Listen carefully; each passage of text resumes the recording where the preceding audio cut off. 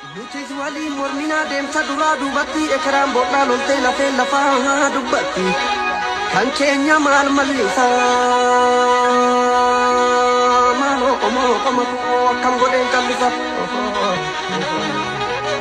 Dachee Liibanitti haadha isaa addee Likkee Damisee fi abbaa isaa Galaa Wadaajoo irraa lafa seenaa qabeessaa fi qe'ee bu'uura gadaa Oromoo marfata Dachee Liiban Laalibbataa Buuseeraa fi Fuullee Odaa Nabee lafa yaa'ii Tuulamaa qe'ee seenaa qabeessatti yoo dhalatu mucaan kun boru kana ta'a yookaan sana ta'a jedhee namni yaadee tokkollee hin turre.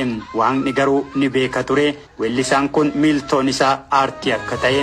Bakkalchi ba'ee bari'uu duuba nan ga'e bunni baranaa kutatee qeerroo wal ga'e isa baranaa kutadhu goota abdadhu bunni falmataa dhiisaa dhumna maratee ciisa bunni falmataa dhiisaa dhumna maratee ciisa yoo lafti bari'uu taate dukkana eenyutu bahee dubbataan eegin irrana lubnatu didee.